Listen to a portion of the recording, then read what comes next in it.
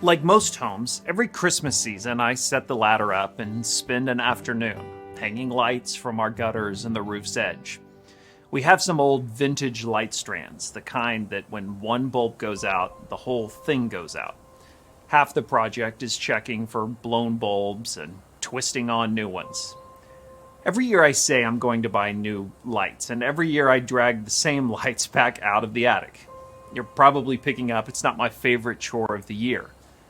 But there's always something rewarding about that moment when the whole family steps out into the yard, the lights are finally plugged in. The warm glow of red and white and blue and green reflecting off windows and spilling onto the siding.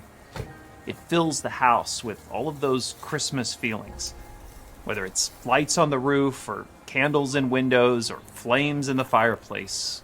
We have a very old tradition of celebrating Christ's birth into the world with the symbol of light, breaking into the darkness.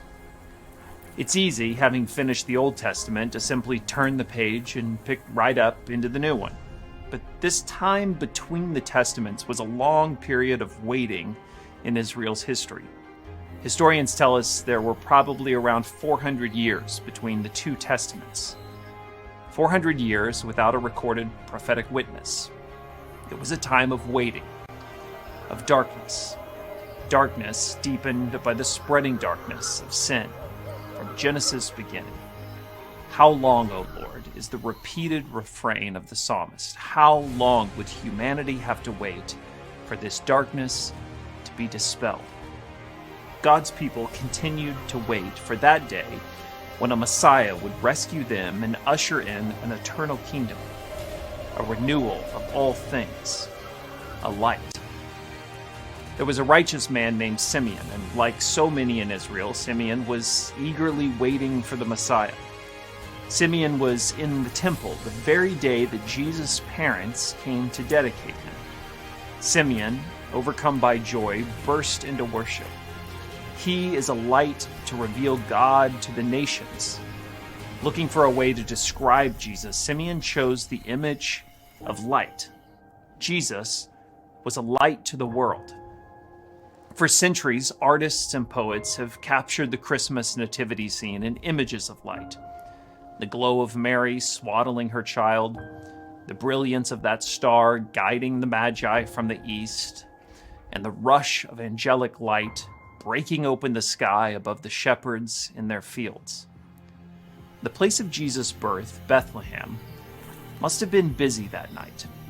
Families from out of town, each packed into their homes, the census to be taken. I imagine them gathered around meals in the dim light of oil lamps, talking about politics, family gossip. There was a world in an age of conflict, and its raging kings, whispers of rebellion, and hunger for salvation was all around. As they blew out their lamps and fell asleep, just a few yards away, a baby was being born. The stillness of that night, broken by his first cry, clearing his lungs and taking in the world's air. Who of them realized what that child's cry really meant? God himself in the flesh, a light bursting forth into the darkness, a light revealing God to mankind, all of it in this little nativity scene. Unknown, first-time parents, poor bowing shepherds, a stone feeding trough holding that infant, scraps of cloth for swaddling. Kings would be forgotten and their kingdoms lost, but this scene, God born into the world, would reshape history for all eternity. There's a great Christmas word taken from a prophecy of Isaiah which captures it. Emmanuel. It means God with us. God had often given Israel signs of his presence. The pillar of fire that guided them in the wilderness, or the cloud which enveloped the temple on its dedication. But those signs were nothing like this one. God had taken on flesh. This story, humanity's story, was now embodied by God himself. He hadn't simply tossed down a set of rules. He hadn't sent us searching for some hidden treasure. He came to us. He made our story his story. Whatever is to come in the rest of this book, God had definitively put himself at the heart of it. God with us. Emmanuel. Listen.